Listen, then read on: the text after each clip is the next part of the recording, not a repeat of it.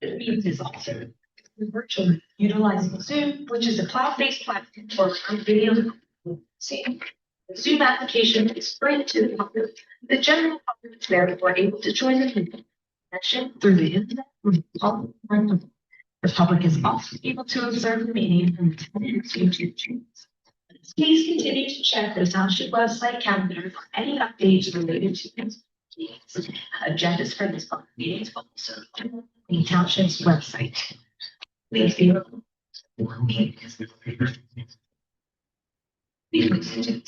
YouTube channel. Now.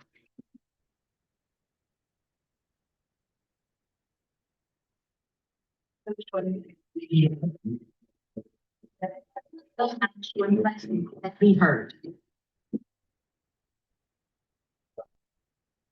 Okay, I will call the June 9th, 2026 meeting of the East St. Peter Township Planning Commission to order. Do we have anybody on Zoom? We do not. Okay. To my far left is John Thompson, John Flowers, Randy Patterson is chair, Sarah Ryder is vice chair, Ryan Martin, and then Jacob Bowen and Lee Ovitz as staff from the township. Okay, we'll begin with the pledge of allegiance. I pledge allegiance to the United States of America and to the republic for which it stands, one nation, indivisible, with liberty and justice for all.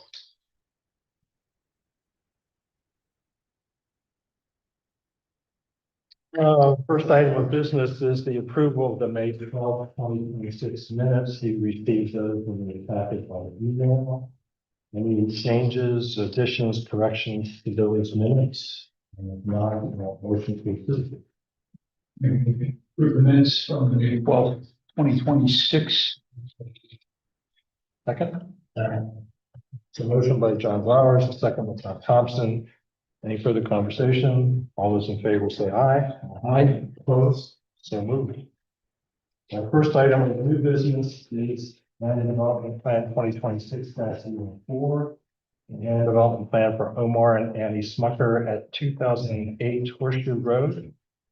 You could identify yourself, give a brief description of the project, and you've received a copy of the DMA letter and you have completed the issues in that letter.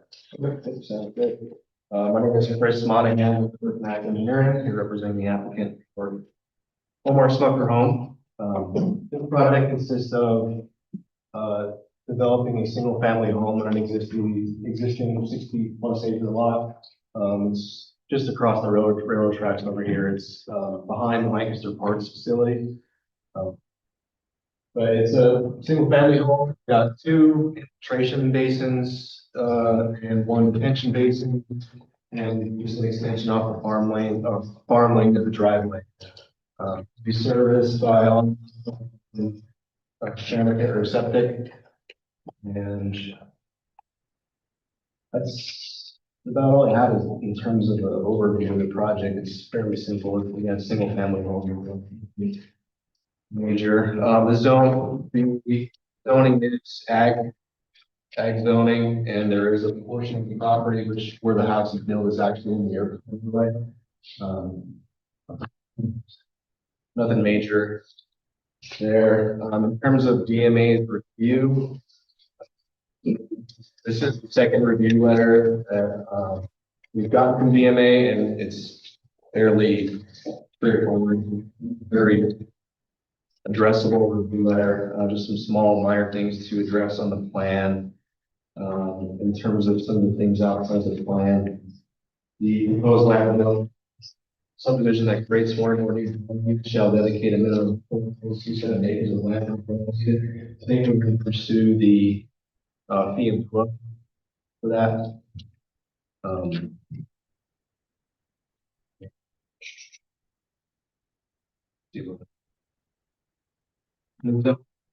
Comment in regards to the livestock saying that was an error on the plan, so it'll be taken out of the plan. Will be addressed on next review letter.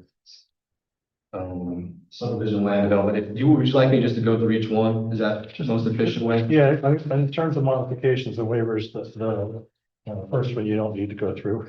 Okay. Going to straight to final. Figure I'd circle back to those. Yeah. Yeah, the first one on the subdivision land development. The monuments and lot markers, we just need to put a note in the plan to address that. Lancaster County Planning Commission, reviewing the plan. That has not been sent, it's in our queue to be sent, so once we get that review back, we'll address everything. Won't really anticipate much of anything on that one. And Jacob will circle back with you, let you know that that's been sent. The PADP approval, submission in, waiting for a review back on that.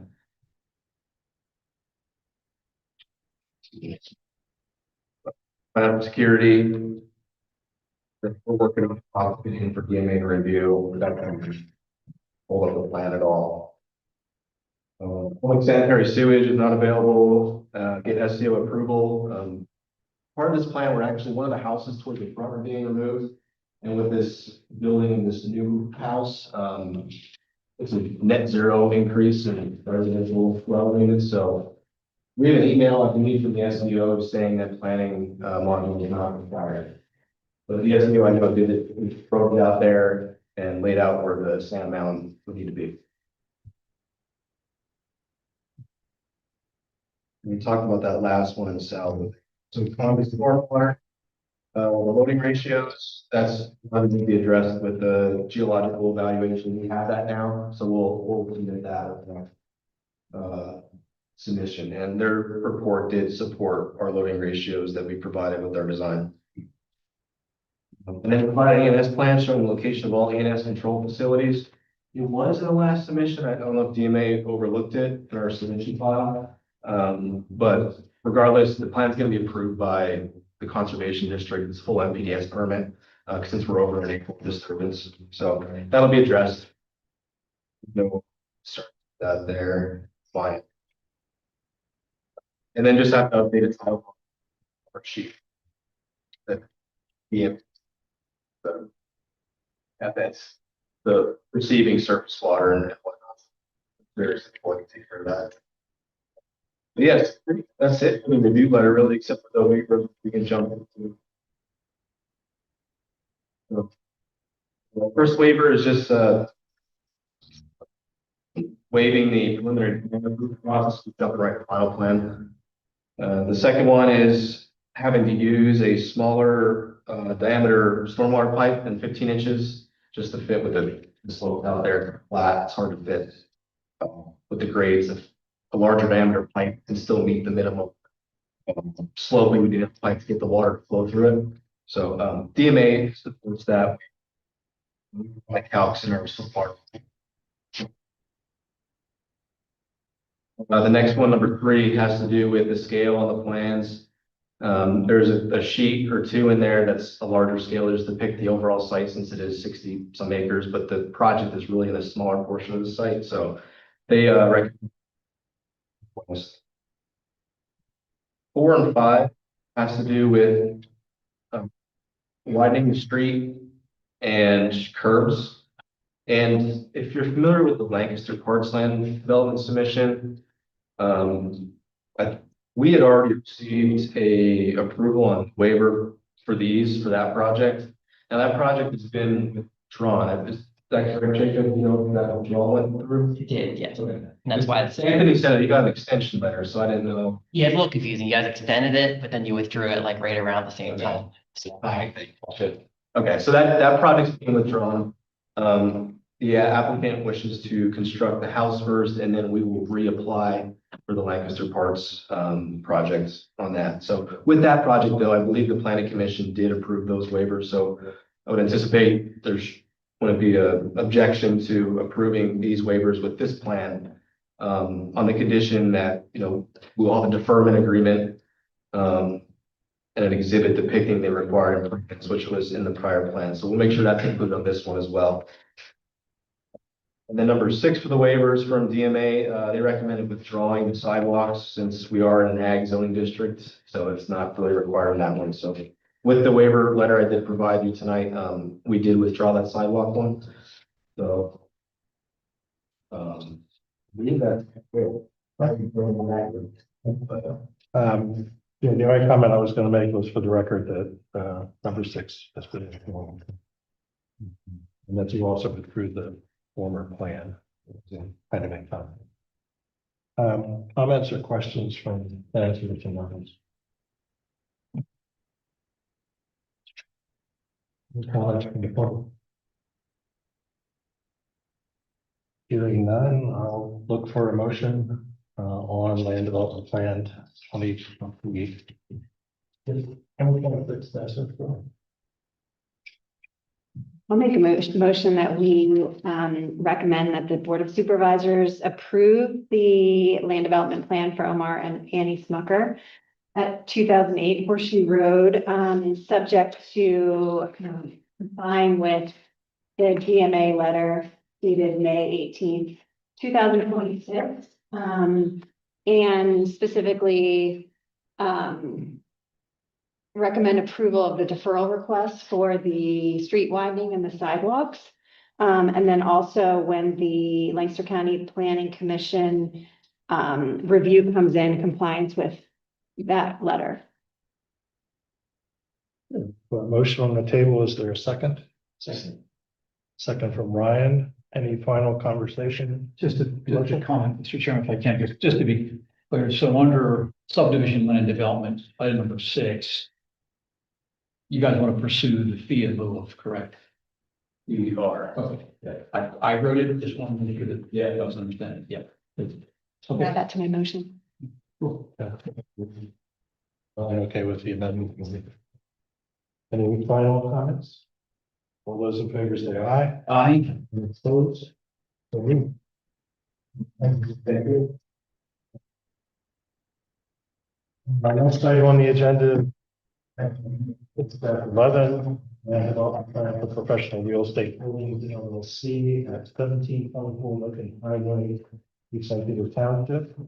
I'm going to introduce yourself, briefly describe the project. And then we'll discuss the DNA. My name is Craig Schwartz. I'm here from Stack Final Land Development Plans for 1724. Lincoln Highway East with my first remote for talking. The building at this address was a vacuum repair and vacated approximately 12 years ago. Since then, the building and surrounding property has slowly deteriorated, as evidenced by the graffiti on the building and the unmaintained lawn and landscaping. Mr. Bergstrom would like to revitalize the vacant property for the use of a small food distribution facility. The improvements to the property and future potential active use will prove to be a benefit to the township and all surrounding property. This is not a typical land development plan. Mr. Bergstrom would simply like to build a new loading dock for his tenant, which would trigger the need for land development plan and stormwater. He will remove enough impervious area to justify a reduction in stormwater, therefore eliminating the need for additional stormwater control. The plan that has small loading docks been classified by the town development. We will also reconstruct the street frontage features such as curbing and sidewalk and the access driveway to meet all current requirements. This and is willing to do so as the township requires. We initially submitted the following plan. 15th. First, address the basic comment if possible, and then we'll coordinate with the township engineer and staff. Address the remaining ones. Based on the comments we've received, the owner feels confident that with the ability to coordinate with township engineering staff, we will be able to address all of the plan related comments to the satisfaction.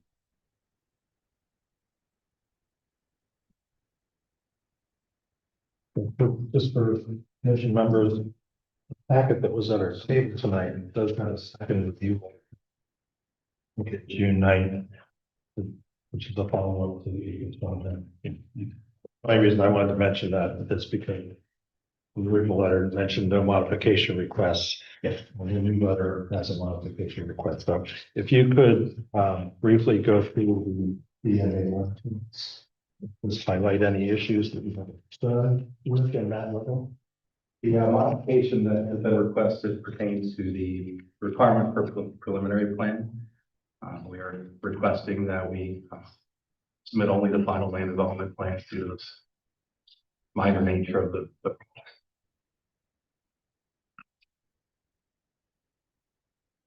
works through the comments. Comment number 1 under zoning, the applicant shall clarify if there will be any dumpsters on site.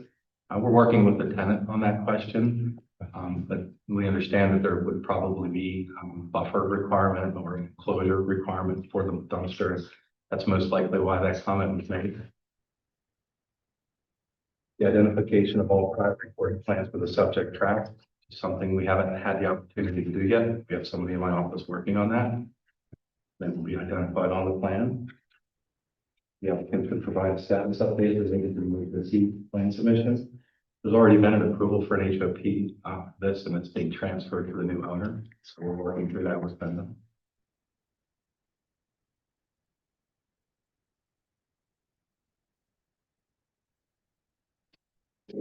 Approval for 500 orders that are required by the Board of Supervisors, including certificates approving the water supply system and sanitary sewer system of the subdivision and land development. Yeah, and we're currently working through that, but don't foresee any issues obtaining those approvals. I'll jump in. Our Public Works Department confirmed there's no additional capacity requirements for that, so no EU.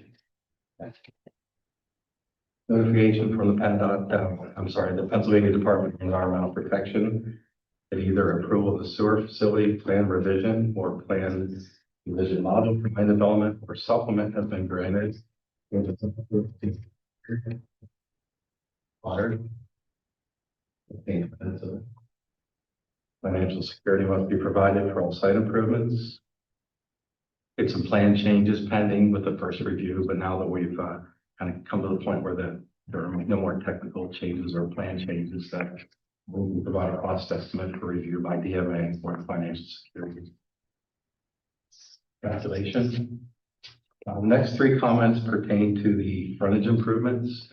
We do have a couple questions that we'd like to discuss with DMA, but indicated that he's willing to do whatever is required in the township to to address the traffic impact study. I believe this falls under the requirement for the threshold for requirement for traffic impact study because it's only a loading dock, but we will again provide evidence of it. And the final comment pertains to coordination with emergency service providers. The plan to the fire department, emergency service providers to ensure that.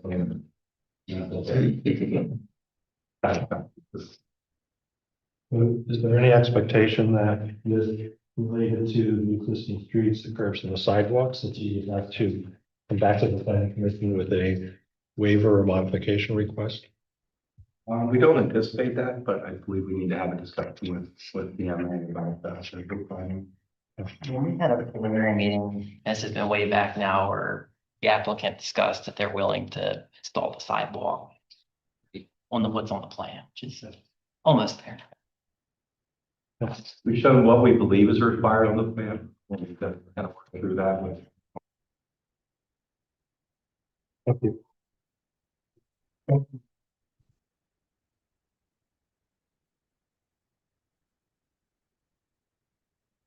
I just have a question on that Lancaster County Planning review letter. Okay. It mentions the lighting and photometric plans. Was that submitted? It was not, but we did provide a light. And they identified too the outdoor trash storage area too, so. Yeah, that's similar to the comment. Yeah. Need.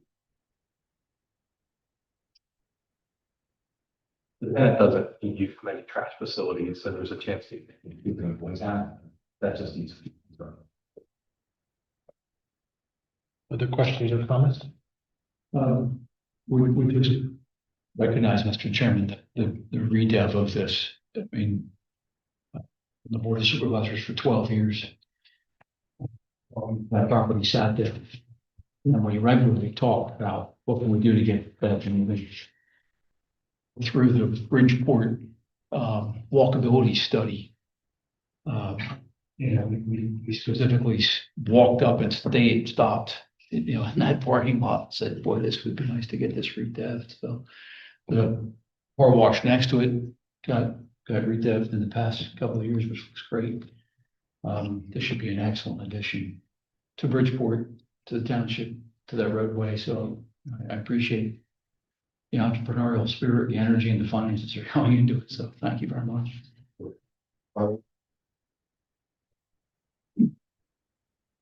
Any questions from the public?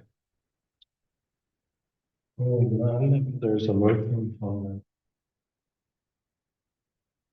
to Land Development Plan 2026-11 at 1724 Lincoln Way East. Motion on plan 6-11 to recommend approval of the Board of Supervisors subject to the requirements outlined in a letter dated June 9th, 2026, and the County Planning Department letter dated.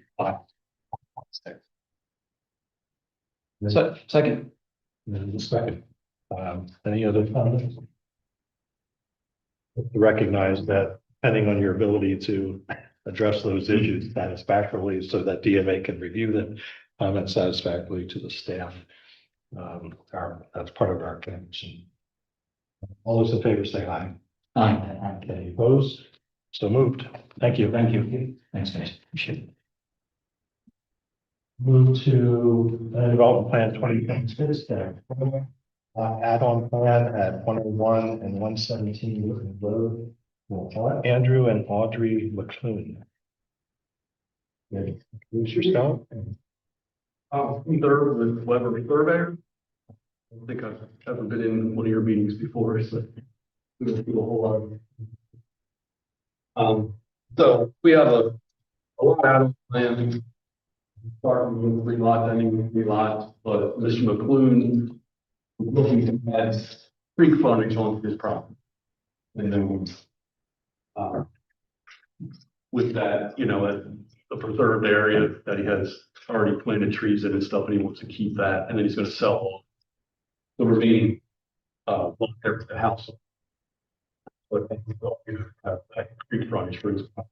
And we are changing the lot line between the other lots that are by like 5 feet, just to put it into a head road. Or more than a spot, more than part of the plan, there's no other changes taking place.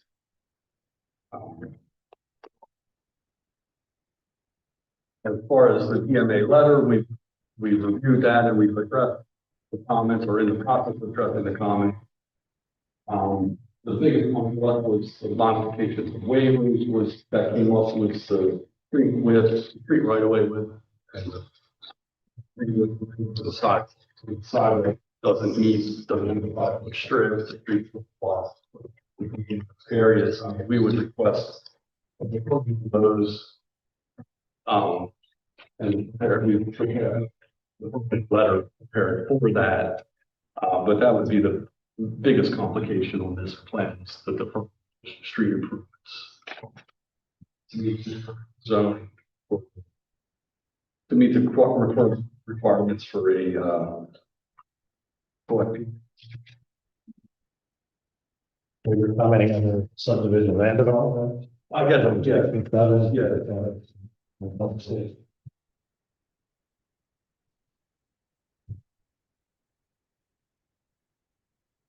Yeah. We are providing, we're prepared to provide the 30-foot right of way to get, because it's currently at 60, currently at a 33-foot right of way, so 16.5 on our side, and we'll provide the additional 30-foot of right of way on our side to get the full, our half of that responsibility. But then request for deferment on the sidewalk. Sidewalk there, it's just butted right up against the. And that was all put in by our. And Target was developed with an amazing bridge just south of there. Right, yeah. That will survive the next nuclear. We've got a waiver request with you I have a deferment request. for, I just have one copy of it there. That's okay.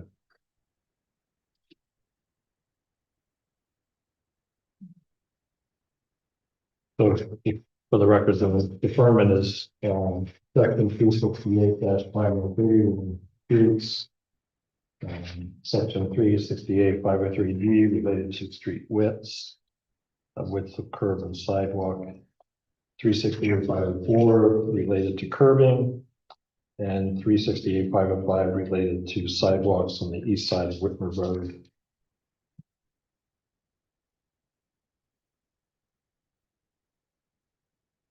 It's not a request for a waiver, it's a request for deferment with a deferral agreement with the township.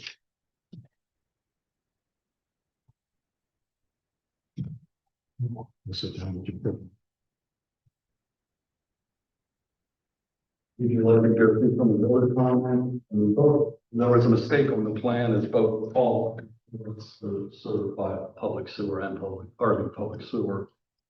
Initially, there was some initial confusion, we were trying to track down where that one sewer line was installed, and somebody from the township needs to talk to an excavator or something, and has some sketch of it, so. And it just got missed, all the comments were coming to that. We did not get it changed on the cover sheet, the public sewer on all the spots, but that's all it was.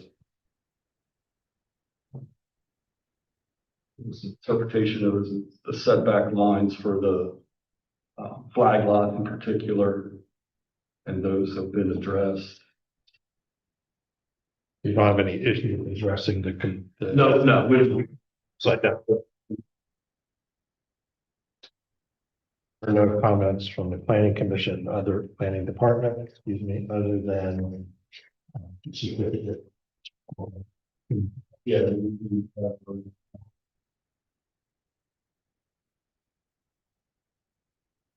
Any questions? Commission members.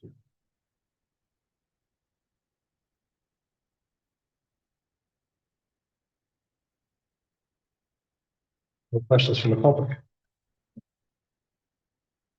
Hearing none, is there a motion related to land development plan 2026-12? I'm sorry, right, 101 and 117 Whitmer Road for Ann Brew and Audrey Nikki. I'll make a motion, on the lot add-on plan at 101, 117 Whitmer Road. I make a motion that we recommend that board of supervisors approve this plan, subject to compliance with the DMA letter dated May 15, 2026. And the Lancaster County Planning Department letter, which doesn't have much, right, thanks, on there. And recommend that we approve the deferral as stated in the deferral letter that was submitted. with meeting staff. Second from Ryan, final conversation, discussion. Anyone? Aye. Any opposed? So moved. Thank you. You need this copy back. No, You want to take care of it? Yeah.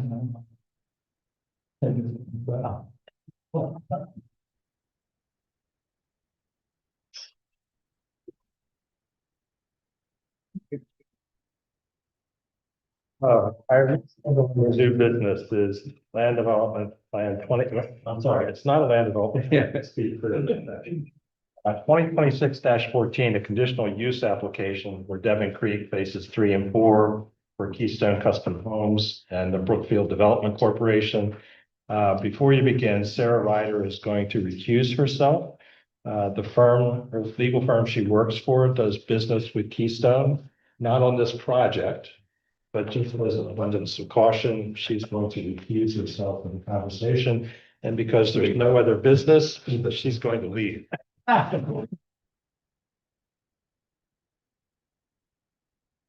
Okay. So, before you get started, although we don't have a crowd like we did the last time, but you all know about the conditional use process. The conditional use process for you and for the planning commission is a little bit different. Normally, we see a land development plan to review and make recommendations to the board of supervisors. In this case, it's a conditional use application in a R2 residential district for a development that has been in the planning process since 2013. Is that about right? I was gonna say, at least that would be finalized. Before that. So the purpose of tonight is for the planning commission to offer comments on the conditional use application. The conditional use public hearing is set for July 8th before the supervisors.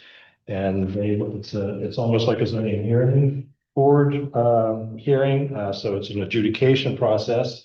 It's not necessarily a give and take. So there's the presentation and there's the opportunity to present evidence to the contrary to that application. That'll take place at the July, did I say 6th? Is that right? 8th. July 8th, public hearing at 5:30. And then they will still be required to then file a land development plan that encompasses any conditions laid out at that conditional use hearing by the Board of Supervisors. And if they choose to accept any comments or recommendations from the Planning Commission. Did I say that pretty much correctly? That's beautifully good. Yeah. And I did have Jacob, for everyone else, to send out a little bit of a memo to us because I'm not used to conditional use working in the city. And we had two relatively new members who may have not dealt with conditional uses either. So we have that background. So I'll turn it over to you for introduction and proceed with the application. And Rick Bernard with RGS Associates, representatives of the applicant, Keystone Custom Homes. And the reason we're here tonight again is we conditional use. You probably recognize the plan, recognize the base. This is the next step. We're here talking about the Texas. What I'd like to do is just, as was stated, just brief introduction. Some of this might be a repeat, but I thought just in case we're one in the audience that was curious, this is a refresher. We'll go through some of the history of the project. That means to get to tonight, what moving forward into land development. So, as was stated, is in the R2 zone, it's about 50 feet with the south side. Second there. The area design option was defined years ago. We're looking for an opportunity to do something different with the township, by a unique place for people to live and experience, and having the opportunity to potentially work, getting a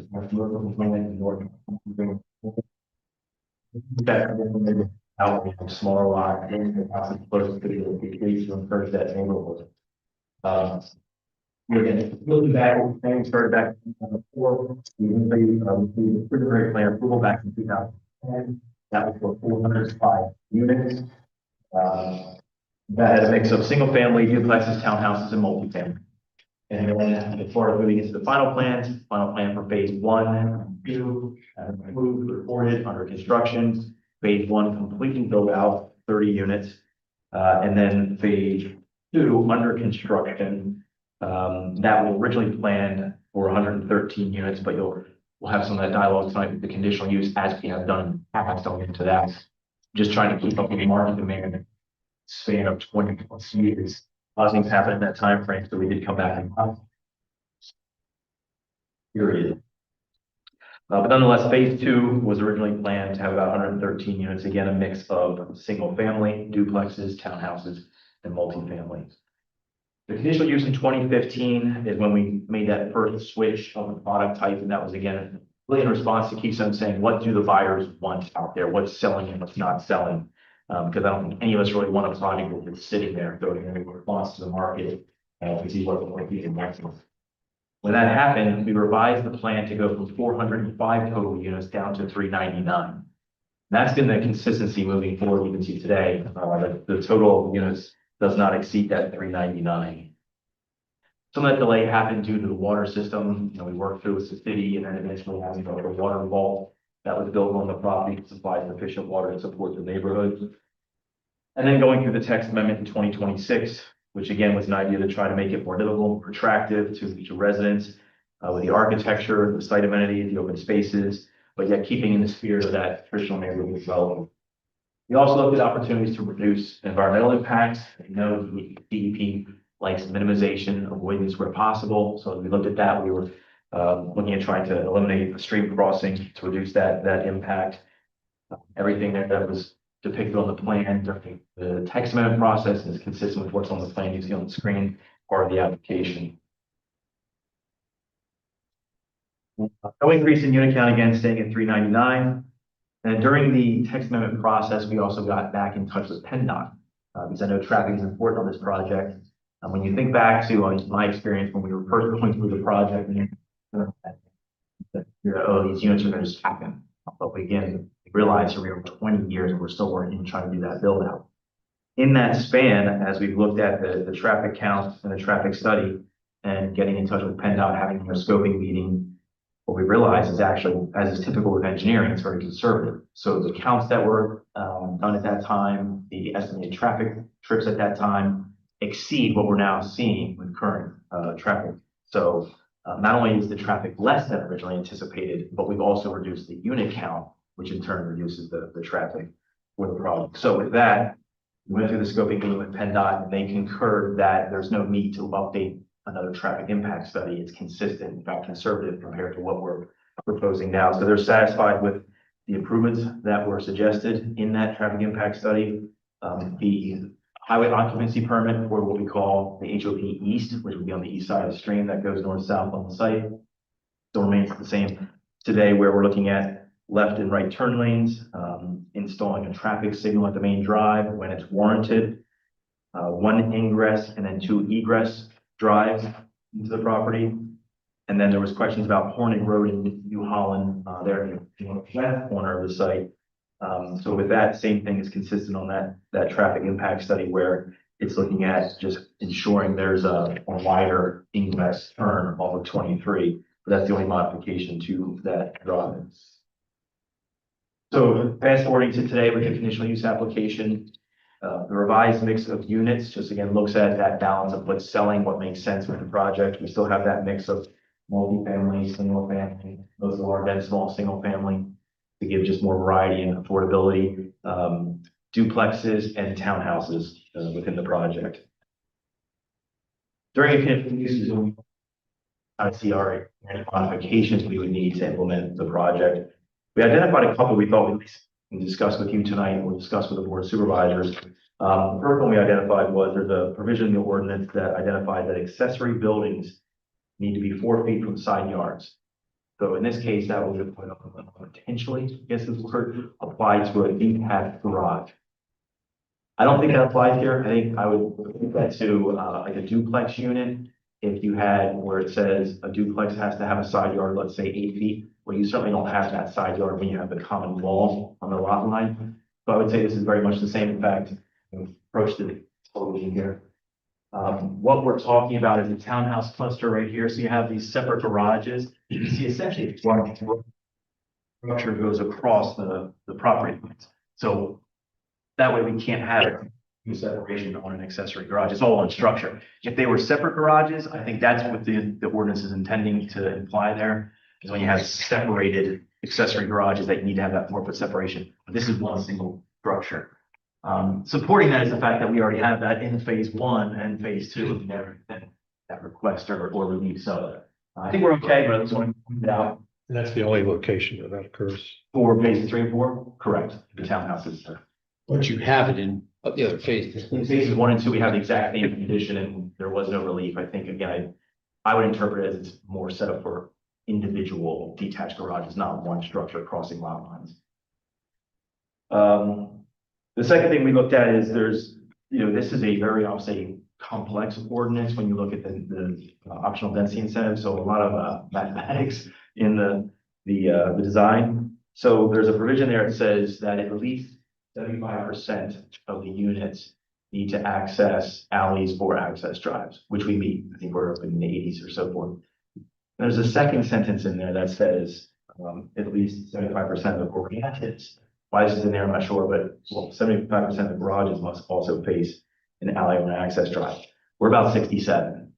And when we looked at that, I don't know not sure how we even achieve that. We have to have all those garages that for that percent requirement, you essentially have to take all these smaller single family, make them townhouses, which is going to completely throw off the, any of the mix of this. Again, that's one thing we saw as a modification, but, I don't, again, we'll discuss it with the board of supervisors and then finally, looking at the ordinance, there's multiple sections that talk about the height of buildings. So we're proposing the two, called interior apartment buildings in that purple color, the L shape. Those are 4 stories proposed. And you may recall some early dialogue with your group as well as the board of supervisors was, hey, let's look at going vertical, right? Let's, we're not making any more land here. Let's try to utilize what we have within that confined space. So we went to that fourth level. However, the just kind of long horizontal building up towards 23, that's only 3 stories. But there's a provision in the ordinance that says that 35 height cannot be exceeded within 100 feet of the perimeter property line. And I believe what that was trying to do is protect, in this case, the neighborhood to the east. So we made sure both of those buildings are at least 100 feet away from that perimeter property line. But the plan was always since the beginning to have that building up close to 23. So we don't have 100 feet there, but it's not, I don't know if that's considered a perimeter boundary. We're looking at that as a street frontage. So again, we're just trying to be thorough. We want to talk that through. That's it. And, going through the ordinance, I think we all worked very hard with the township staff and the text amendment to try to put together a good plan for the township and for future residents. So that's kind of a walkthrough and a review of the conditional use application.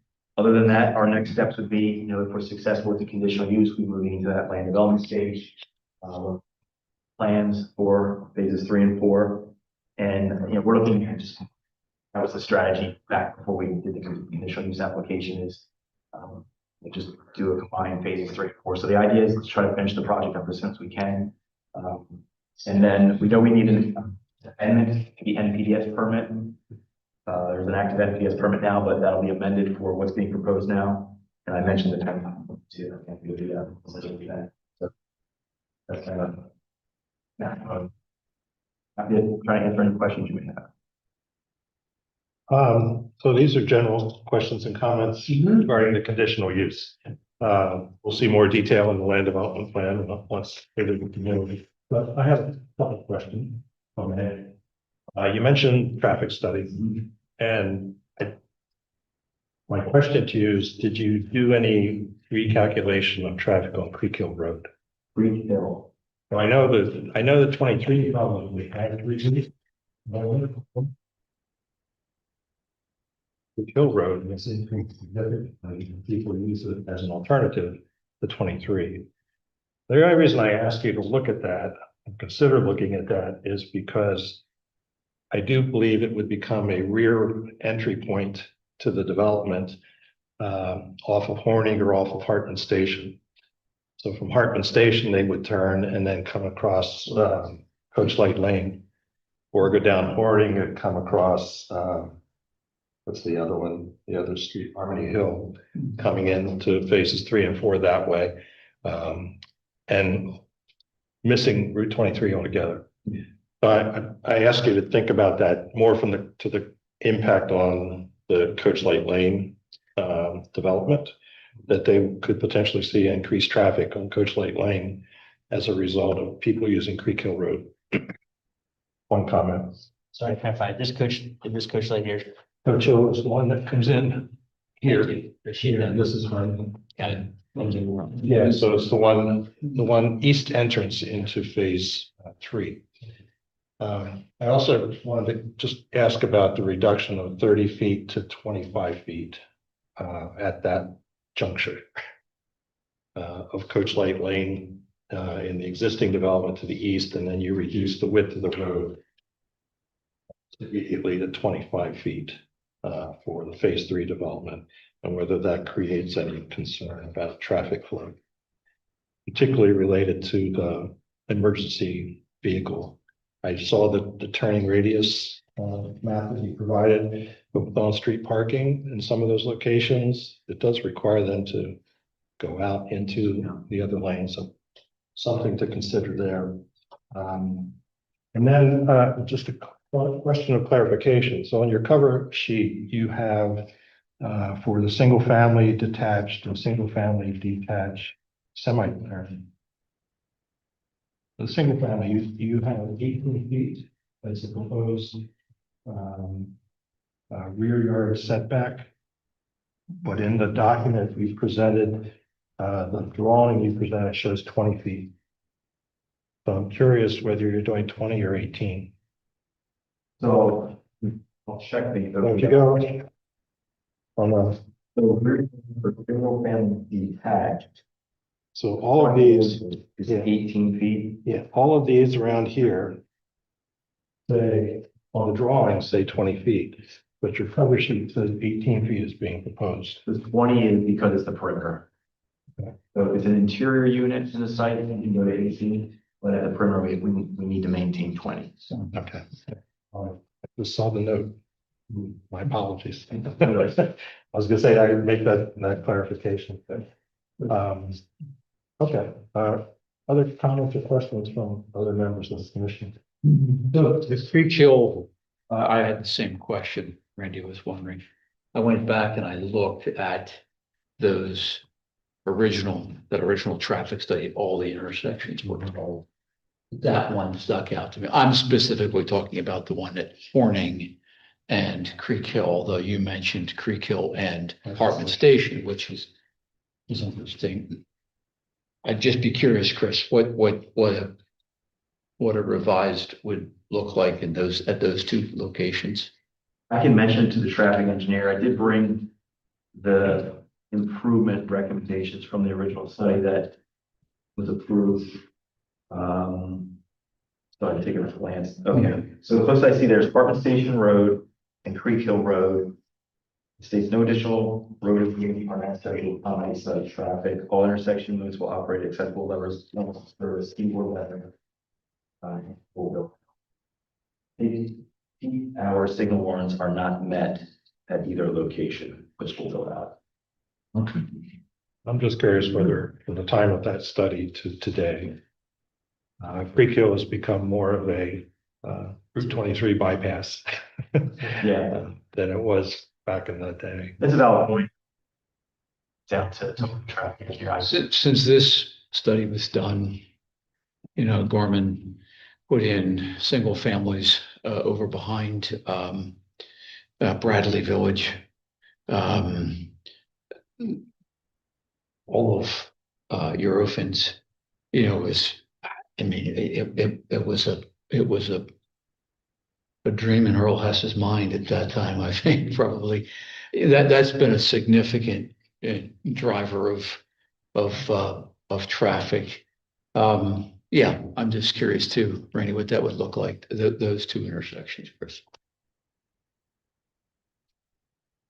Yeah, I would agree with the comments on the traffic impact study being updated to reflect current conditions and current congestion in roadways surrounding the community.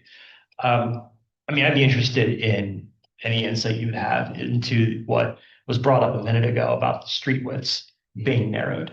I know that came up last time you were here amongst a number of other comments from the public, but the street width is a big deal because they're narrow streets. And as you can see in the ledger here with the emergency vehicle route map, they're really narrow. And there's a lot of people that will street park in the community or have cars parking on the sides of the streets. And it would be very challenging at best to say like an emergency vehicle or any vehicle of any significant weight. There's narrow streets, if somebody's street parked or if they're off on the streets or something. So has there been any conversation or any comment about since the last meeting about widening the streets? Mickey Thompson from Key City. So we have thought about that, not just with the project, but what our studies have come back to tell us is that narrower streets are safer conditions than wider streets because there's a movement in the planning community they're calling diet streets. It's to tighten them up and make the speed slower. The wider the streets, the faster cars go.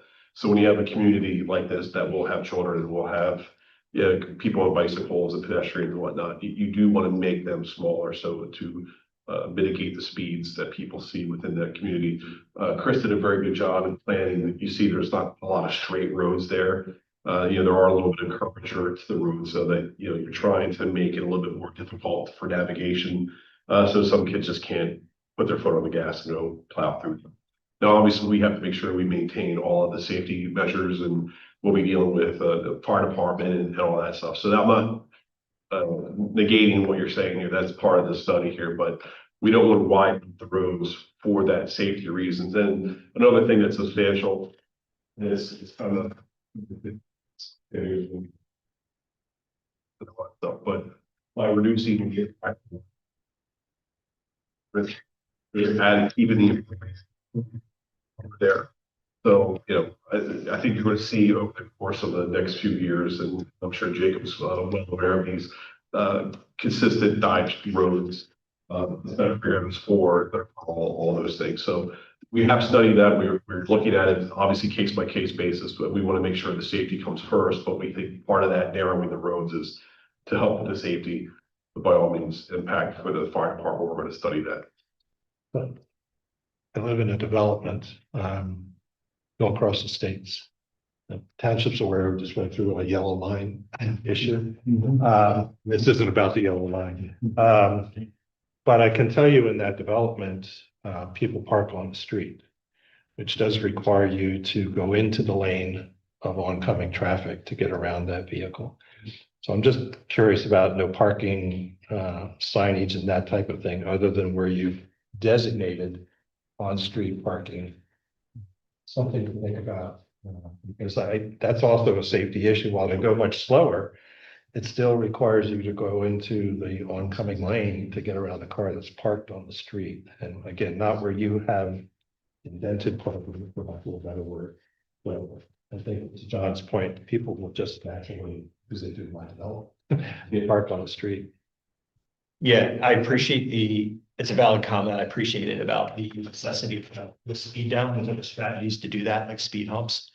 I think to Randy's point is the issue with the narrow streets is vehicles haven't gotten any smaller, right? And with people parking on the street in areas they probably shouldn't be, that haven't been designated for street parking, it's gonna create more congestion. So the question I think I would have is twofold. One, like, I'm assuming the developer is still responsible for street maintenance at this point in the neighborhood. Is that correct? Sure. At this moment, It's dedicated. until it's dedicated. So that would be the main challenge is right now, the developer is responsible for making sure that people aren't parking in all different directions. But the issue would be if you're going to have the narrower streets, subject to all of the fire department comments and making sure it's safe and abiding by the regulations. If you're going to have the narrow streets, you probably have to have some enforceable way of preventing people from parking in areas that are not designated for street parking. Sure. Because just been creating this mess. There'll be, non-parking areas exist now. It doesn't mean that you're not gonna have an Amazon truck pull up and double park, or force that, but for ordinary. There'll be an HOA that's gonna be active. There's someone calling the local authorities here to let them know that there's issues going on there, but we have an active community HOA PA management, not our company, so a third party company. So we don't really have problems, and most other communities are adequately signed. So at least there's someone to go back to and say, here's the no parking sign.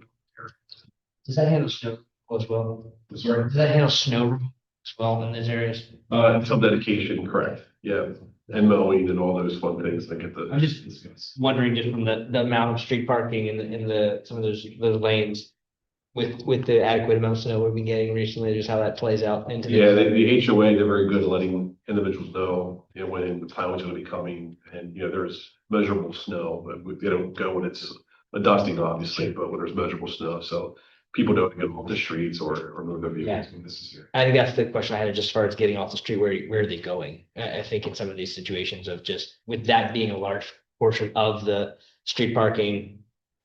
Here, it's, the lot are limited as far as where they go. I think that's where some of those questions become, where do those cars go when? I would say politely to those residents, park your car in the driveway, which is sort of what it's there for. A lot of people like to use their garages for all sorts of things, but. Storage units. Hey, Jacob, I have a question, Mr. Chairman, just, you can probably speak to this too. So 28 years ago, I was on the County Planning Commission. And at that time, we moving across the country, was, let's look at the amount of impervious surface. Let's look at the amount of parking. Let's look at the size of driveways. Let's start to look at the width of roadways. Let's look at the sidewalks. Let's look at the curbs. Maybe it was just coming on. We've got Mill Creek developed by one of your competitors just around the corner in West Lampeter, just around the corner of my house. And NTDs just took us all by storm. It was just such a curiosity, such a wonderful idea. And you guys came along, I could have said it before. But I was on zoning at the time, and we were, thinking this has got a lot of benefit to this way to go. Density, lower impervious, lower parking, all the benefits, We've had 25 years now, 30 years of people digesting it. You look at Florin Hill, Mill Creek, and then you guys, Warrington, Devon. It hasn't taken off. It is certainly an option, which is great. I'm glad you're doing it, but it hasn't taken off. It's certainly a curiosity to a lot of people. It opens up options in the market for people who are looking for types of communities. Some people still like to live in a large lot suburban, and others like to buy a little postage stamp from a farmer somewhere, and he gets his 2 houses every 10 years, whatever he gets, So it is an option, but there are, I think 30 years of usage now for us to look back and say, what is working? What isn't working? Is the width of the streets? I agree with you totally. When I was on the Board of Supervisors, we were driving the Lincoln Highway improvement project, towards PennDOT painting the lines closer. When you look at that roadway, we shrunk the lanes to slow the traffic. And I think the police all day it slowed the traffic. But are we finding out NTDs?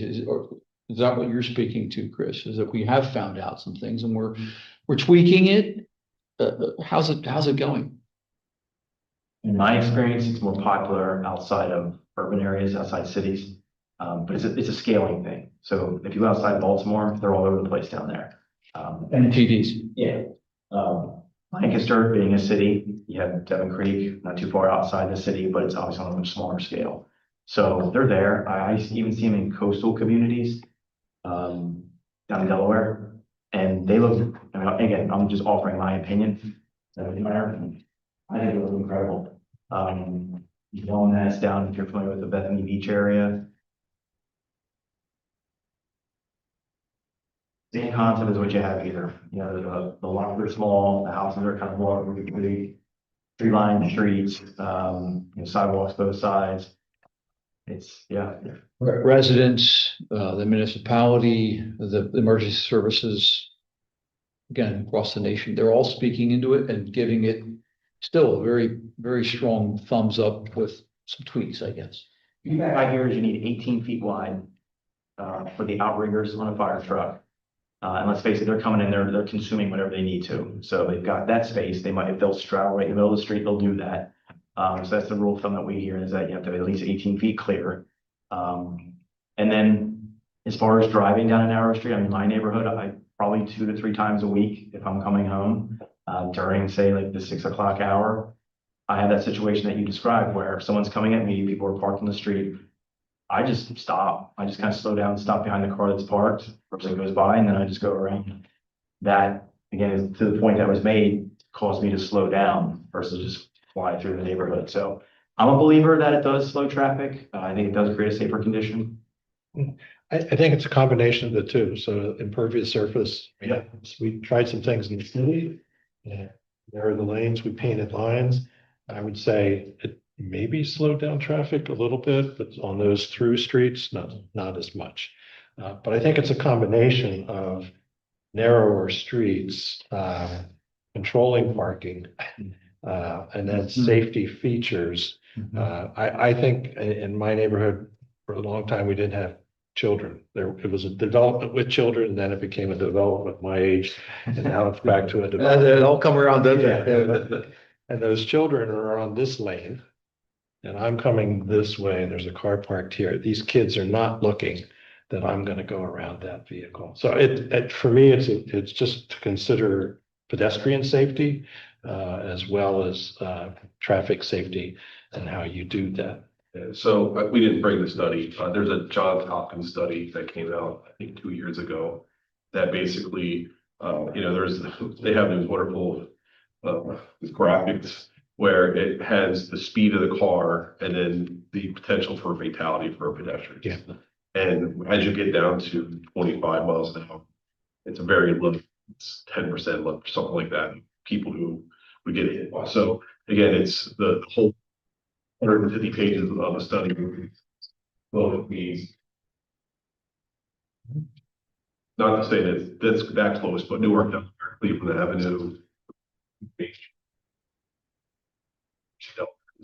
they had wide lanes, and they actually pulled all the lanes in as you to Newark Main Street with all the college students, and the number of pedestrians hit like just shrunk right off. So there are case studies of this that are here. Now, this is obviously not going to be as well traveled as Main Street, Newark, Delaware, but the same concepts are out there. Yeah, I just curious, just, we need to learn, we need to evolve with it. This was, evolution with a little bit of revolution at one point, because when Mill Creek came along, it was shocking to a lot of people that, whoa, what is this? So it's Grandview Heights, for, the late 90s.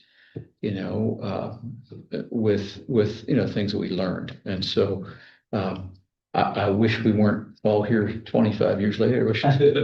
Well, we have lots of things, and we've had a chance to get a little exposure, as you progress through your profession, throughout the region, some modified communities. And so I'm glad to hear that. I appreciate, I like where it's going. I supported it at the time. I still fully support this. I think to the folks to the east, I don't remember at some point, in the 2020s, on the board, there were some individuals that were raising some concerns about the connector. What's the name of the road, Randy? Coach Lane. Coach Lane. And the board at the time said, yeah, we listened, and we were, cognizant of some of the received oncoming negatives, and we said, we're hearing from others, and we just don't see it, and we don't see the negatives that you're talking about, and we continue to support it. So, So we have reached out to some of the homes on Coach Lane that were bordering our property, and we sent out a letter and said, hey, we'd like to talk to you about landscaping. No obligation, nothing like that. And we did have the couple that lives on the corner show up. Now, they were actually in the process of planting green giants, which are, thought that was a can of green beans. yeah. So I guess we're gonna give them 25 feet. yeah, exactly. So what, we always go there and assist them. It's a little difficult because there is a soil that's right there. But we reach out again to the community down there just to see what they're interested in. And again, it's not if they want to come and not support the plan, it's fine. it's just the right thing to do, and that's what we were trying to. But speaking of landscaping, so two of the comments from DMA were related to the perimeter border on the east edge.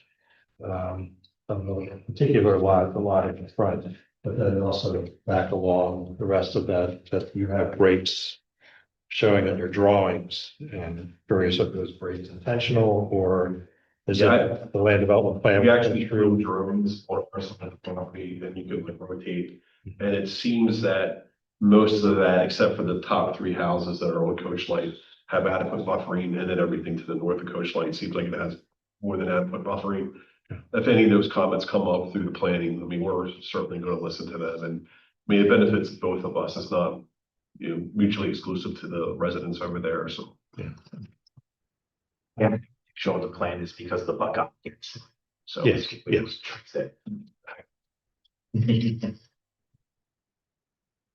Other comments to present to Board of Supervisors?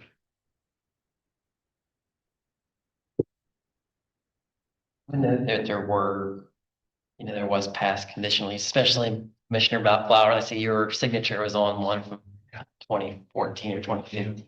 So Yeah. there is existing conditions from the other conditional uses. It's just to consider that when you make a motion. Yeah, we certainly aren't here to override or supersede those, so.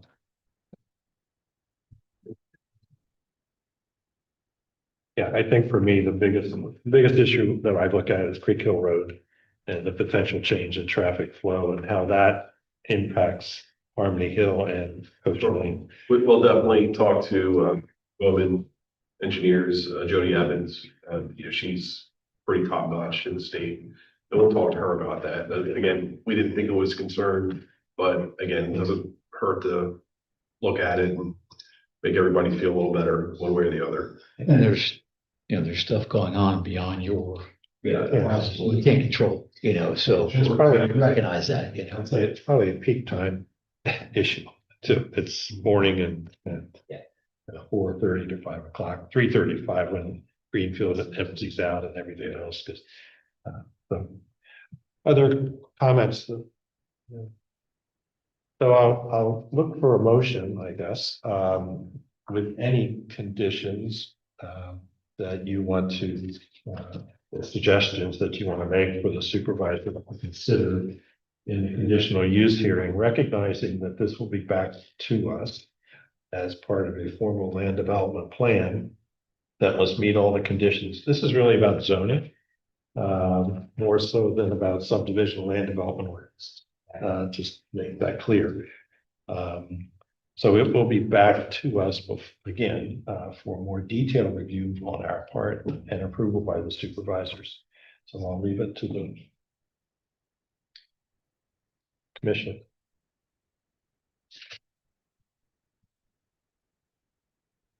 I'll summarize and say, traffic counts on Creek Hill Road, some issues of street width combined with safety.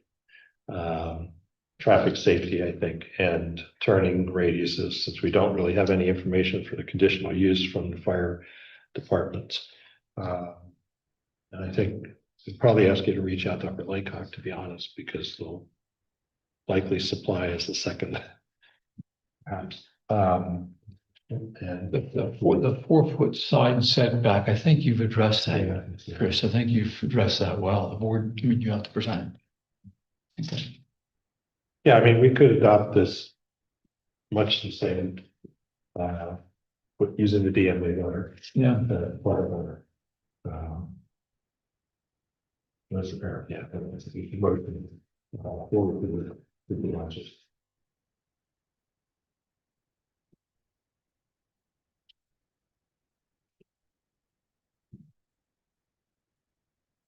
Problem doing that. I mean, we do cover most everyone. I don't. I think we will add that issue of you know, reviewing the traffic impacts at perhaps those two intersections, but I can make a motion if we want to do that. All right, so, yeah, I make a motion that we, forward to the Board of Supervisors, the DMA letter of, June 3rd, 2026. As reflecting, the bulk of the planning commission's, thoughts on this, with a recommendation that traffic, you reach out to development and have them, look at those two intersections and see what, perhaps time has done, to impact, traffic on those two, intersections. And consider, just the roadways throughout, for concerns of potential safety. So you've mentioned, I think some research that you guys have done, and you've both from Johns Hopkins, and, Chris, you've got access to all kinds of,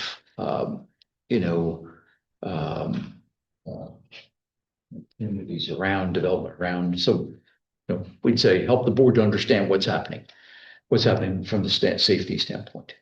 That captured, Randy. Okay. Second from Ryan. Comments from the public? We have no one on Zoom. Any final conversation among the commission members? We'll have this conversation again. Hopefully not too long in the future.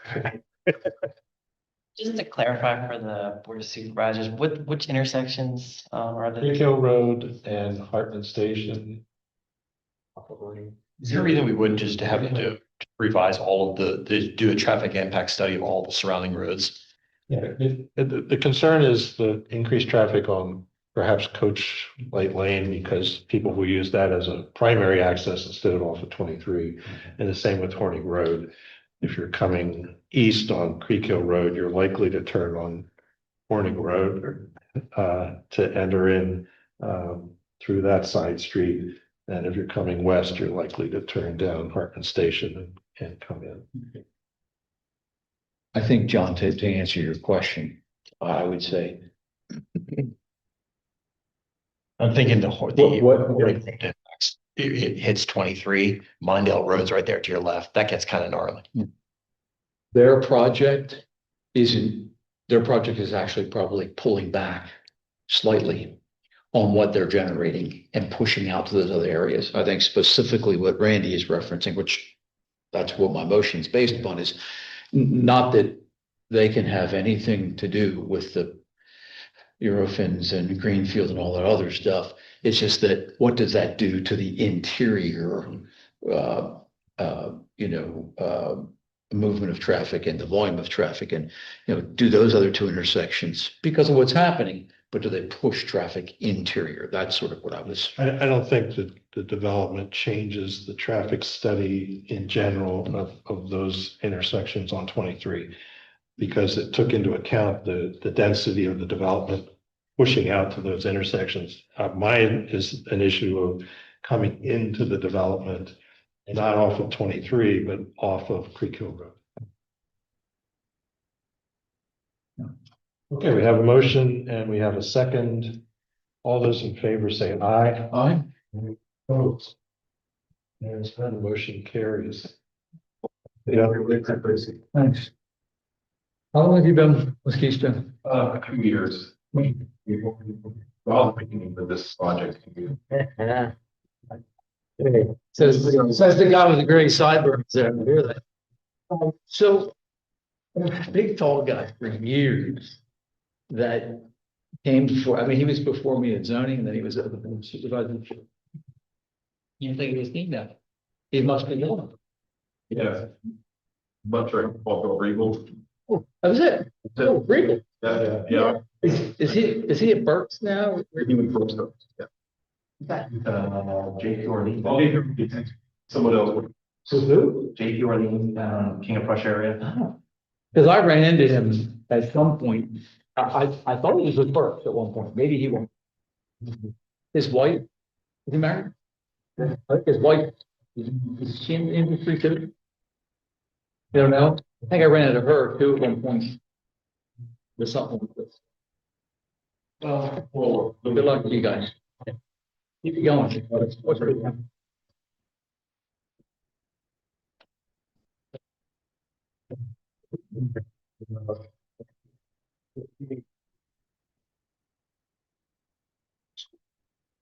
So they're actually trying to do 23 square foot.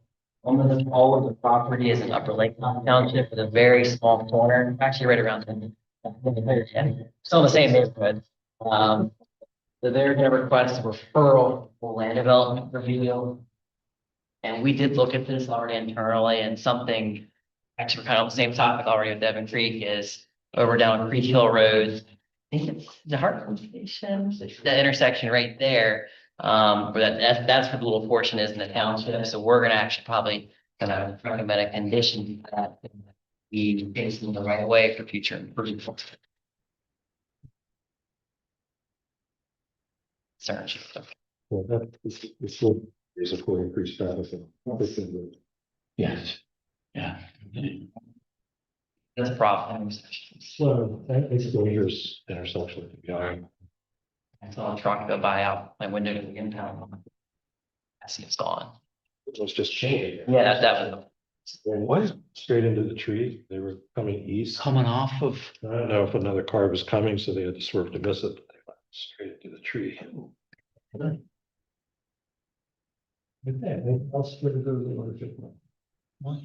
Motion to adjourn. so move. Second. Thank you. Your job.